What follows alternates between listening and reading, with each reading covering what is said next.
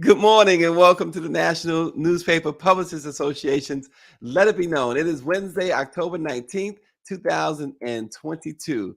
This morning we hear from former Atlanta mayor and senior advisor to the president, uh, Keisha Lance Bottoms. I'm seeing a note. I'm sorry. On what steps Keisha Lance Bottoms talks to us about what steps the administration is taking to protect reproductive rights. Also, Netflix is doing its best to alienate families while making more money. And a new poll shows the difference between older black voters and younger black voters and where they stand right now. We are awaiting the arrival of our colleague Barrington Salmon, who's having some technical difficulties. Um, but we start this morning with the fiasco in Florida. New body camera footage has shed light on just how ridiculous Florida Governor Ron DeSantis' recent crackdown on voter fraud truly was and remains, with the involved suspects clearly confused and even their arresting officers apologetic. We're going to talk a whole lot about that. It's a crackdown that DeSantis instituted back in August with a whole lot of fanfare, and he put together a newly election crimes and security office, which has cost over $1 million and so far arrested 20 people in the state of 21 million. However, those arrested have turned out to be little more than a farce, with many cases involving voters who not only had no idea they couldn't vote, but were issued voter ID cards by the state. We're going to talk a whole lot more about that in the days to come. But now, Keisha Lance Bottoms, she says that the president is doing everything in his power to protect reproductive health, particularly when it comes to Black women, in light of the Dobbs decision that the Supreme Court handed down in June. Let's hear what Keisha Lance Bottoms had to say. We know time is precious, especially in the job that you have, but let's just jump into it. We know the Dobbs decision has really upset many people, but hurt even more people, particularly African American women. What steps is the administration taking to protect reproductive rights? Well, what the president has done is said that a woman should have the right to choose. He's called upon Congress to codify Roe v. Wade. That means make it the law of the land. The Supreme Court has spoken with the Dobbs decision that overturned Roe v. Wade. The president has signed an executive order calling on our federal agencies to take additional steps and to also examine what more can be done. We've also convened a task force along with the vice president to take a look at where we are with this Dobbs decision and to make recommendations on behalf of the administration. So now the ball is in the court of Congress. We need Congress to codify Roe v. Wade. This was the law of the land for 50 years, almost my entire lifetime. And in the blink of an eye, we have seen a woman's right to make a decision about her health, to make a decision about her body erased, and we need Congress to act. Yeah, other than the obvious, I mean, so many obvious things here, but how else do you see the fight for reproductive freedom impacting the everyday lives of Black women in particular? Well, what we know is that women of color, African American women, have a higher rate of mortality when, or of dying during childbirth, at a disproportionate rate. We also know that many women go to their local community health centers to access healthcare services, whether it be annual exams or whether it be access to birth control. When we look at what's happened with the Dobbs decision and we look at the legislation that's been introduced by Senator Lindsey Graham, this legislation would make it a criminal act for anyone who's been a victim of rape or incest to receive an abortion. It would make it a criminal act for a woman who's experiencing a miscarriage to access health services from her doctor. It would make it a criminal act um, for someone across the nation to receive health services if they're carrying a fetus that is not viable outside of the womb. These are very important issues, whether you're a woman of reproductive age or not. These are issues that impact our right to privacy, our Mhm. right to make decisions about our bodies. And these are important decisions, not just for African American women, but for women across this country. And you mentioned the right to privacy and understanding that the Dobbs decision was about the right, was also about the right to privacy. Many are wondering just how far will this court go? Just how far will conservatives go? And certainly how far overall will the Republicans, are they willing to go? And what can be done to stop them? So when you look at the Supreme Court decision, there was a majority opinion, and there was also an opinion written by Clarence Thomas. What that opinion said is that essentially that the court should take a look at some of these other issues that we have assumed would be in place forever, whether or not be contraception or same sex marriages. He has given us a preview of where he would like to see the court go. So I don't think we can make any assumptions about what our future holds in this country. Yeah. That's why it's important that we continue to pay attention to issues, whether or not it's during an election year or not. We have to constantly stay vigilant about these issues that impact our lives. Yeah, it's interesting that Justice Thomas stopped short of the interracial marriage part there. You don't have to comment on that. But if the midterms turn out poorly, again, how do we stop them? What could be some of the implications if the midterms don't turn out the way Democrats would want it to turn out? The president gets up every single day thinking about people across America, and he thinks about what he can do to make our lives better. And so I know that the president is very thoughtful about things that can relieve some of the things that burden many of us, whether it be student loan debt. We know that he just introduced relief for student loan debt, $10,000, $20,000 if you're Pell Grant eligible. For people making less than $125,000 a year, roughly 40 million people will be able to access that debt relief. A very simple form is now available online to apply for that. We also know that the president pushed the American Rescue Plan through that has given money to cities that allow community groups to access this funding to make a difference in our communities. And we know that the president has just issued a pardon for those charged with simple possession of marijuana. So the president will continue to do what he's done for the entirety of his term, and that's to be thoughtful about the lives of people across this country. He's very thoughtful about how these laws disproportionately sometimes impact people of color, especially in the African American community, and he'll continue to do that.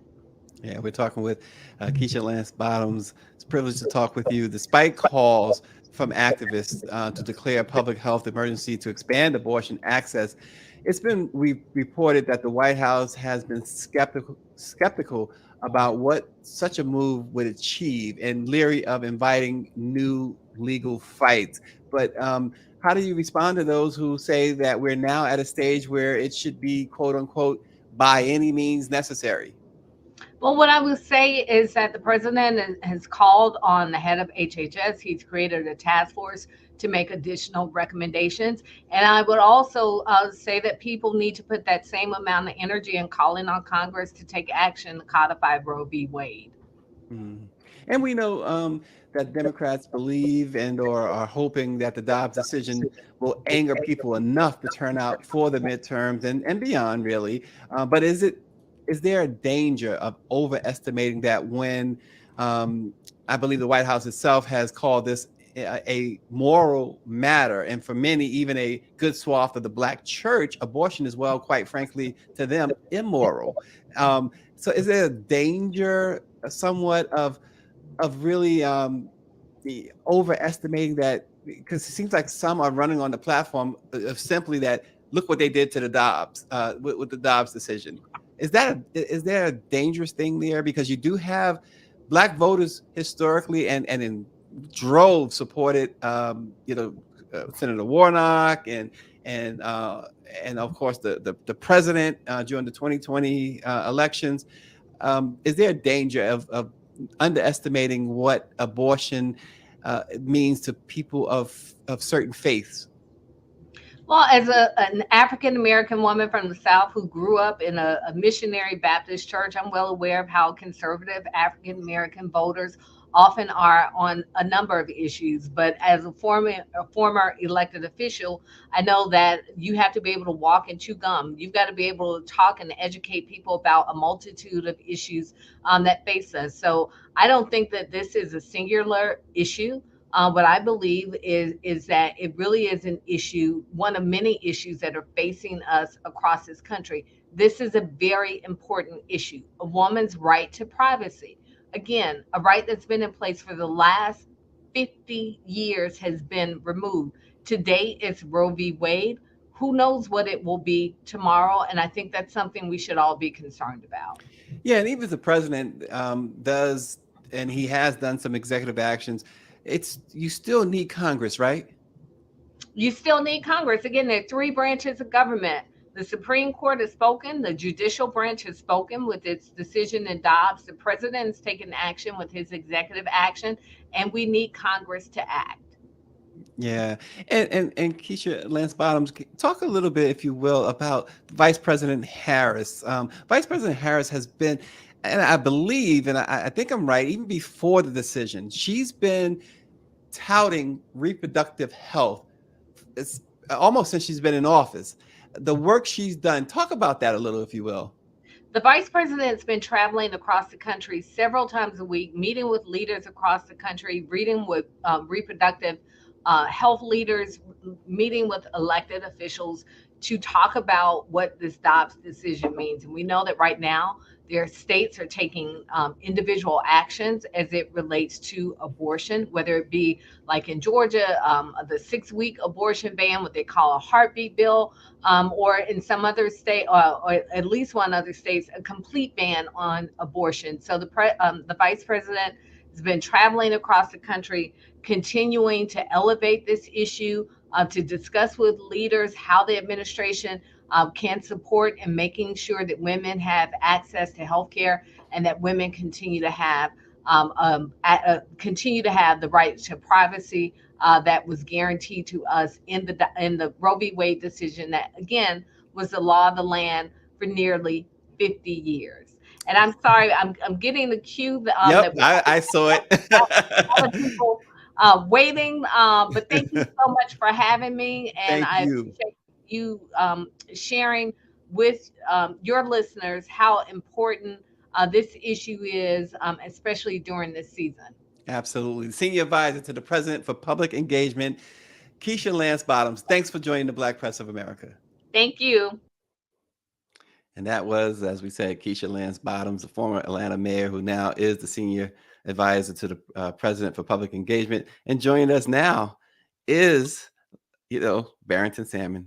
How you doing, Barrington? Good morning. How are you? In the better late to never category. Yes, I've been having a slew of technical difficulties. That's I, okay. I, 'Cause I don't know if I don't know if Mercury's in retrograde or what.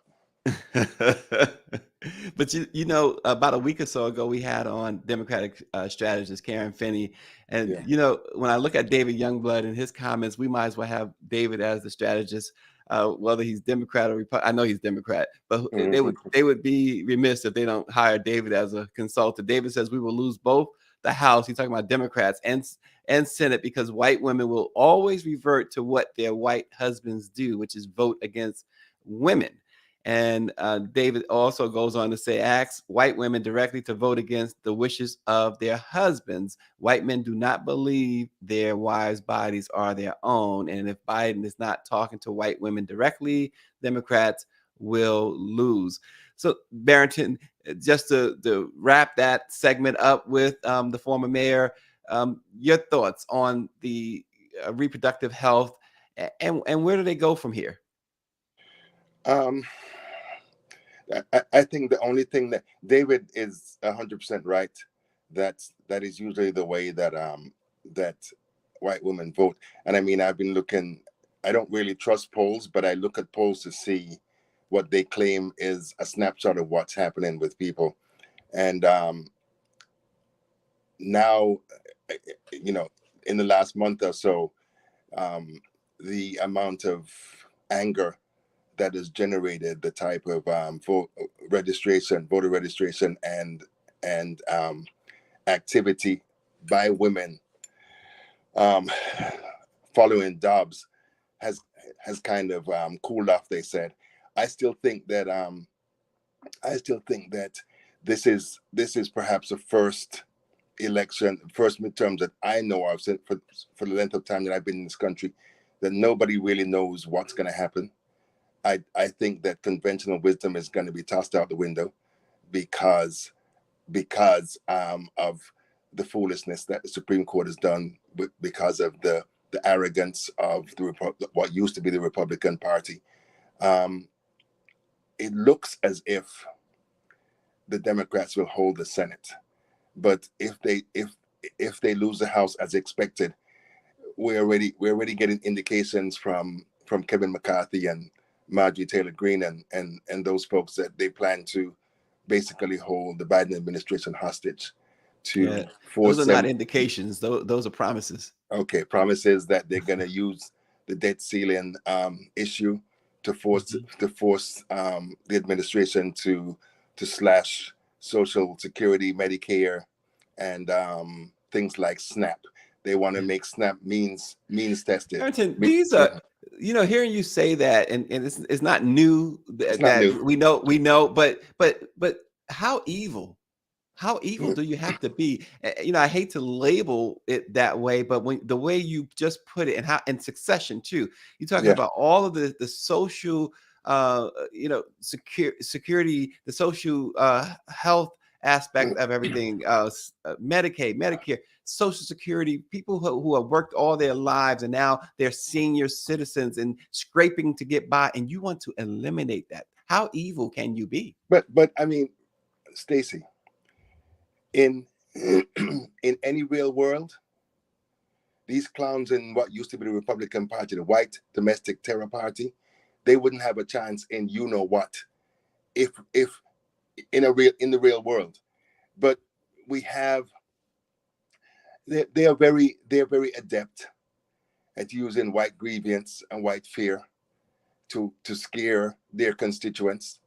And I the few moments that I watched TV yesterday, just about every talk show had them talking about the Great Replacement Theory, because that's what J.D. Vance in Ohio has been talking about. He went on Tucker Carlson, Marjorie Taylor Greene, who is one of the dimmest, most foolish, most ignorant people walking. She's talking about the Democratic Party is going to bring 5 million undocumented immigrants into the country without. And the thing is, if people had a little bit of knowledge, they would know that that's a straight up lie, because undocumented immigrants cannot vote. Right. But they make it seem like Biden's going to open the southern border, and everybody who comes in is going to get some ballot or something to vote. So it doesn't make any sense. I constantly say what I've been saying, that the Democratic Party continues to play by old rules when the Republican Party has none. Yeah, none whatsoever. And speaking of voting, we talked at the top of the show prior to your arrival, Barrington, that Governor DeSantis, what's going on down there in Florida, that fiasco. We see the footage that clearly. Apparently, listen to this. Apparently, I guess you have a warrant. For what? I'm not sure. For voter stuff, man. For voters. It's what it is. I think the agents with FDLE talked to you last week about some voter fraud, voter stuff when you weren't supposed to be voting, maybe. I didn't. So what are they talking about? That's man? We're not the case agents, but what you got to do, they have reduced your bond quite a bit. It's 2 felony charges for voter fraud, but they've reduced it to $500 bonds. So it's $1,000 total. Oh my God, man! What? So, yes, sir. So unfortunately, right now we're gonna have to take you to jail, but you got a bond right away. You don't have to go to first appearance, nothing like that. So a bond? I didn't do. What did I do wrong? We don't know. We're not the case all agents. they sent us over So- here because you had a warrant. Right. And whenever people have warrants, the people coming to arrest the people, they don't know nothing. You know what I mean? So, you have anything on you at all? I mean, that's it's ridiculous. It is intimidation at its worst. Bobby Henry of the West Side Gazette in Florida, he says this country has separated itself not from what's right or wrong, but what's black and white, Democrat or Republican. He says if you ever been arrested and went to prison here in the state of Florida, you would now never try to vote, and that's what the government has done. The governor has done. He has created fear to those who may have served time, even though they have went through the process of getting their rights restored. You saw the video, Barrington. Again, we're going to do a lot more on this in upcoming episodes of Let It Be Known, but just a brief 30 seconds, Barrington, from you on this. DeSantis is a bully. He's a punk. He's a coward. And as we saw with what they did here, they arrested 20 people so far, supposedly on election fraud. He has been one of the main architects of ensuring that that African Americans and other people who would likely vote Democrat, that voter suppression is part and parcel of his agenda. He's running for election in 2024. The sad thing for me is that he's doing this, and he has widespread support in Florida. Majority Republican county, Republican state. The most defendants in January 6th live in Florida, home of the Proud Boys, Oath Keepers. They said that I think in Miami, there are school boards and other local boards that the Proud Boys and other far right extremists control.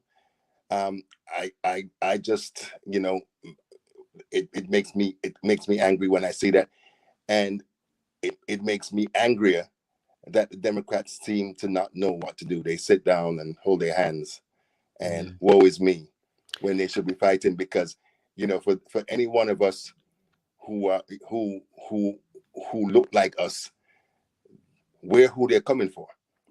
Well, again, we got a slew of comments on that. Let's start with David Youngblood. He says DeSantis is the bigot looking for scary black people voting so he can show the saltiness, how scary the saltines, I'm sorry, how scary the voting blacks are. Claudette Perry, the executive administrator of the NNPA, says if majority of blacks vote, Democrats will win. Democratic candidates need to pander more to black voters. They need to go down to the hood and talk to the people. Dr. Nicole McDaniel says what they are doing is shameful. Shaking my head. Daniela Pierre says not enough people or groups are publicly denouncing or holding DeSantis accountable. And James Wright says this is outrageous. DeSantis is after blacks. Progressive whites, you are next, James warns. And speaking of black voters, we know, Barrington, that black voters are a linchpin of the midterms, and they certainly know it. Data from the recent survey of black voters, a joint effort of the GRIO and KFF, shows that black voters do understand how important they are as a voting bloc and the power they wield for Democrats. 83% of black voters said they were absolutely essential or very important for the Democratic parties to win. And age also is a key, Barrington, is a key determinant in black voters' outlooks and perceptions going into the midterm elections. Voters ages 18 to 49 and over 50 had different views on how they felt about the president and vice president, their performance in office, and if they should serve again. 69% of black voters overall approve of how Joe Biden handles his job as president. But there is, Barrington, a 23 percentage point gap, 59% to 82%, and how 18 to 49-year-olds and those over 50 feel about the president. So when you break it all down, Barrington, again, it does come down to the black vote, as Claudette Perry says, but it also comes down to young black voters, it seems. I think it comes down to young black voters and young voters generally. Maria Teresa Kumar, who is she has a she had some Vote Latina, I think.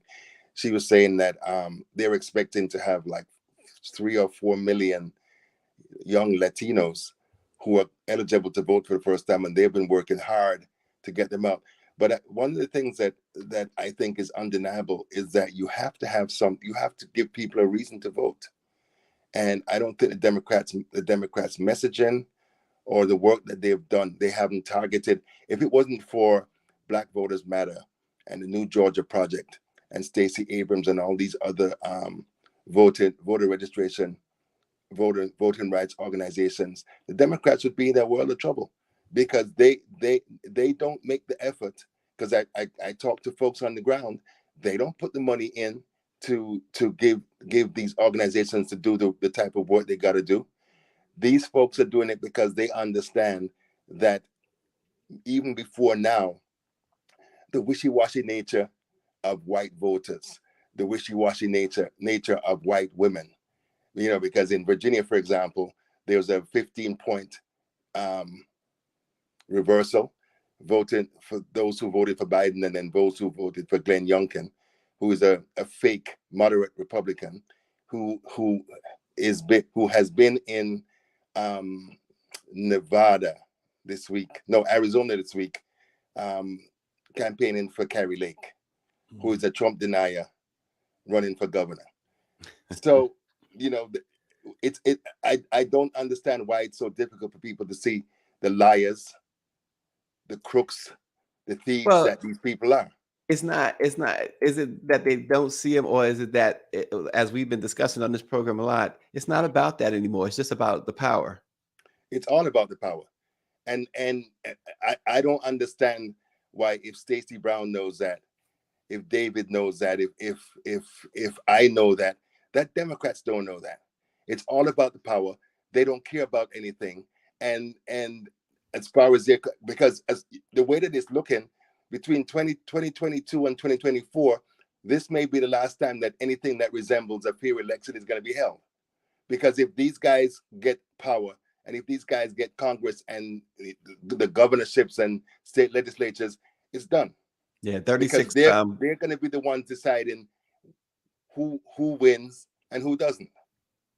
Yeah, 36 governorships are up as well. Barrington makes that good point there. Claudette Perry says Democrats are not messaging directly to Black voters. In Georgia, there were 136,000 early voters compared to 70,000 in the last midterm election. And I mentioned Karen Finney earlier, the renowned Democratic strategist we had on the program about a week ago. She said messaging is key, and it is. It's not just going to the New York Times and taking out an ad. It's not just going to the Washington Post and having an editorial meeting and stating your platform.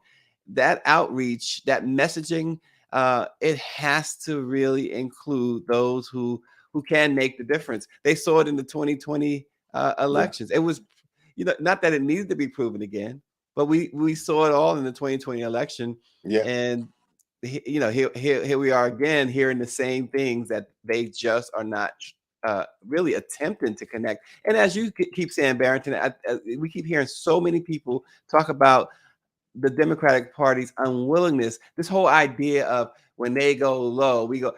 That ship them days are done. Those days are done. And the thing. I mean, you would know better than me. Miss Perry would know better than me. How much money has the Democratic Party given to Black media? Right. And so and people hear us say that, Barrington. They hear our guests say that, and it's not just pandering to the Black press at all. It's not, it's just facts. Get facts are out. When they do spend money with the Black press, with NMPA, they tend to win. Facts are when they don't, they tend to lose. They don't, but just as importantly, they don't reach who they should be trying to reach. Those are facts. Anybody can look them up. It's undisputed. Those are facts. Barrington, before we close today, stop sharing your Netflix password. According to Oh Netflix, Lord. they don't want you to do that anymore. Your days Whatever. may be numbered, they said. Netflix said that it will roll out plans globally to monetize account sharing early next year. How it will work? Well, Netflix will make it easier for you to share your Netflix account with family or friends who don't live with you by creating a quote unquote sub account or extra members. Each sub account would get a login, profile, and personalized recommendations. The company said that you will also be able to transfer your profiles to new accounts, which would make it easy for people who share. The basic bottom line here is that they tested this out in Latin America, where they forced subscribers to pay an additional $3 for each additional home streaming Netflix. So they're saying we're losing out on this money, and so now y'all gonna pay. You know, it's interesting because regular working people, we're screwed because there's global inflation, inept and incompetent politicians, greedy politicians, corporations that are using the post-COVID era to gouge customers. You know, just look at gas prices and food prices. It feels like every time that I go into the store, they just add $1 to every food item. And so I don't know that this is going to work. This Netflix thing is going to work. If we have Netflix, but if I was sharing if I was sharing your account and they told me that I needed to pay, I would tell them to go to hell. That's exactly what Barrington would say. Everybody believe that. Yeah, and so I think that one of the things that we need to do is that those few times when we can exert our power, you do stuff like that, because I mean the world's not going to end if you don't watch Netflix. Yeah, I mean, think about what they're saying. If you have a child, for instance, living at college, living on campus, or just living somewhere else, you know, you have to pay to basically share your password with them, so that they can watch whatever it is that they watch. Greed, capitalist greed. And so when people like me talk about the fact that this system is rotten, this system is inept, it's and I mean, in the land of the free and the home of the brave, whatever this system has become, it is riven with racism and greed and discrimination. I mean, I don't, the women in this country who are endangered because of the Supreme Court, they should be like, it should be like in Iran. They should be making sure that nothing works.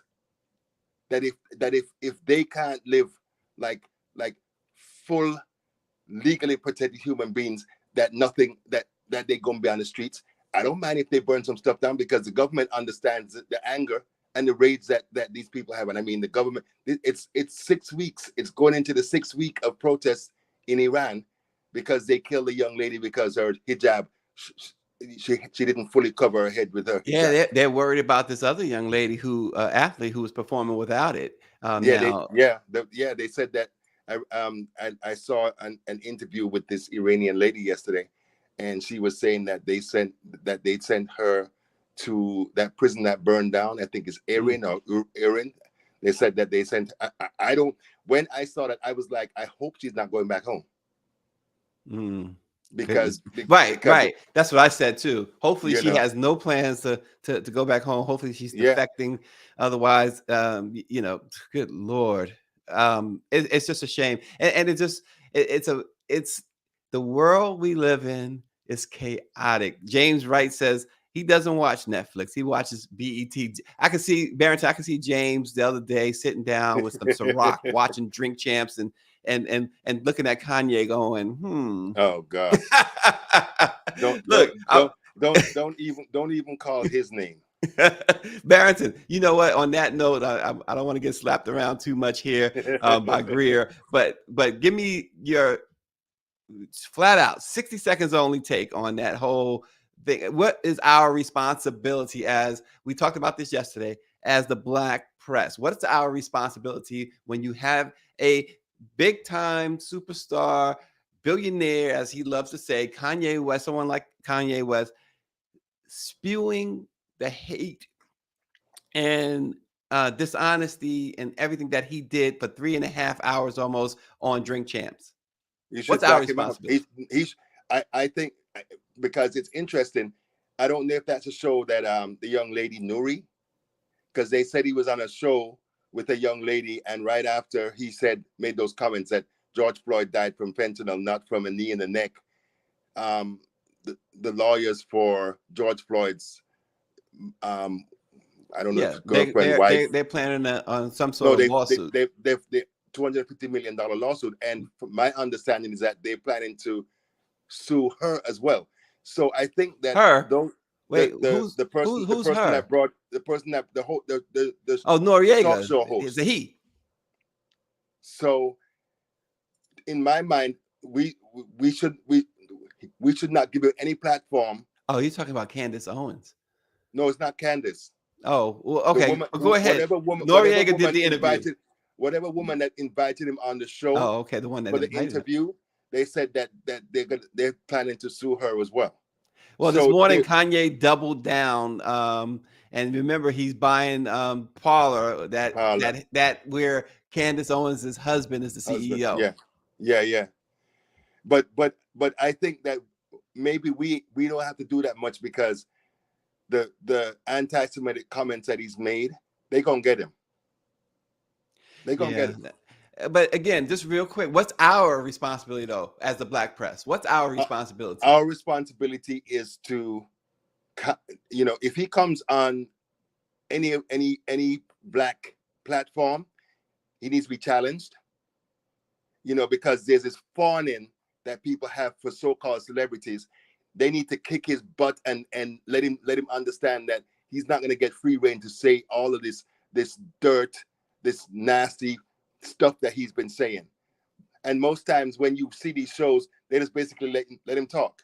They don't challenge him. But the truth is that how many of these people even know the right information to challenge him properly? But he shouldn't be on these platforms. But our responsibility is to call him out like we call out anybody else, especially someone who's a liar and a fraud. Well, that's our job. Can't agree more. And I'm gonna just quickly lift up with Danielle up here. She's going like full out on this. She says, "Grant us our reproductive rights or no sex. Women should be on a strike." but if we do that, are the people that are going to be punished the ones that put this in place? Because I'm sure that them clowns in the Supreme Court and most of them clowns in Congress, their wives aren't going to tell them no. So if I don't know, maybe it's like Lysistrata, the Greek play where the women in Greece decided that they were going to stop granting men those privileges until they stop fighting.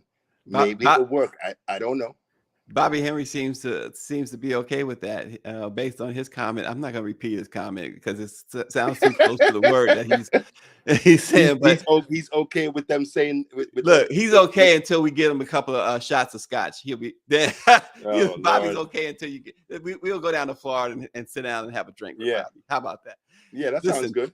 It's always a pleasure. No, we should go to a neutral state. Don't spend any money in Florida. Don't spend any money in Florida. So Bobby, we're gonna have to go to like somewhere else. What's close over there? That's not that Barrington is not banning, because Georgia's probably on that list too. Oh, Georgia's high on the list. See, and then you got Mississippi, Alabama. Listen.